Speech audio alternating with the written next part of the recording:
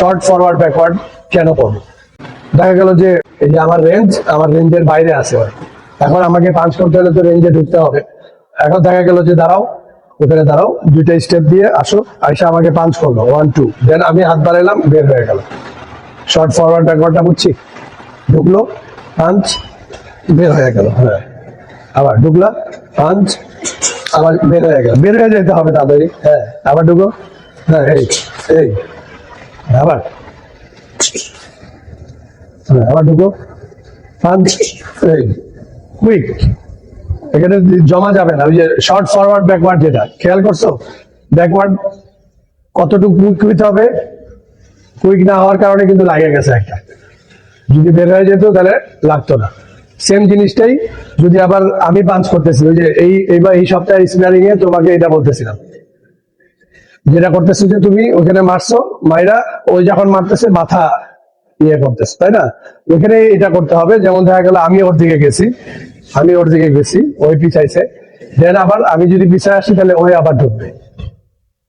এই যে দুই ধরনের, যেটা শর্ট ফরওয়ার্ড এবং ব্যাকওয়ার্ড, ওই আমাকে অ্যাটাক করার জন্য আসলো, মারলো এবং বের হয়ে গেল। আবার দাঁড়াও, দেখা গেছে আমি ওকে অ্যাটাক করার জন্য গেছি, ওই যে দুইটা পিছাইছে, দেন আমি আবার এক স্টেপ আসছি, কিন্তু ওই এসে আবার আমাকে মারা দিতে পারবে। শর্ট ব্যাকওয়ার্ড থেকে ফরওয়ার্ডে কেন আসবে? ওইটা হচ্ছে তুমি চান্সটা মিস করবা। মানে বুঝছো, মনে করো ওই আমাকে পাঞ্চ করছে, আমি দুইটা আগাইছি, পাঞ্চ করার শেষটা দিয়ে ওই একটু পিছায় যাচ্ছে, ওই সময়টাকে আমি কাজে লাগাবো। যখন আমি ফাইটে আসি তখন এতটাই অ্যাক্টিভ থাকতে হবে। এই জিনিসটা মূলত যখন ক্লোজ রেঞ্জে ফাইট করব। দুইটা মুড আছে, একটা হচ্ছে আমি এখন ফাইট করবো না, আমি একটু দূরে থাকবো, সেটা তো তাহলে ওই যে ফুটওয়ার্ক করে আমি দূরেই থাকবো। আরেকটা হচ্ছে যে না, আমি এখন এনগেজ আছি, এনগেজ থাকলে টো টু টো থাকতে হবে, টো টু টো থাকবে। যেমন ওই আছে, আমি এখানে আছি, এই যে সবসময় এতটুকু থাকবে। এখান থেকে পাঞ্চ করার জন্য এখানে ঢুকবে, আবার বের হয়ে আসবে, আবার বের হয়ে আসলে আবার ঢুকবে, এখান থেকেই ফাইট হতে থাকবে। আর ওই যে তুমি যে মিস্টেকটা করতেছো সেটা হচ্ছে যে মাথা পিছনে দেওয়া। মনে করো যে এখানে আসি, পাঞ্চ করতেছে, এই যে পিছাচ্ছি, মাথাটা পিছাচ্ছি বেশি। ব্যাক স্লিপ একটা জিনিস, যে একটা পাঞ্চ আসছে, সেই করে ব্যাক স্লিপ করে মারছি। আর এটা হচ্ছে যে আমি মাথা পিছায়া বাঁচতে চাচ্ছি, সেই ক্ষেত্রে এইভাবে মাথা পিছানো যাবে না, স্টেপ ব্যাকওয়ার্ড করতে হবে। এই কথাটার অর্থটা বুঝছি।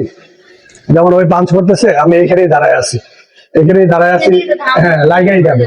আর যদি আমাকে বাঁচতে হয় তাহলে ব্যাক স্টেপ দিতে হবে, পা চলবে। এটাকে বলে কাদায় আটকায় যাওয়া।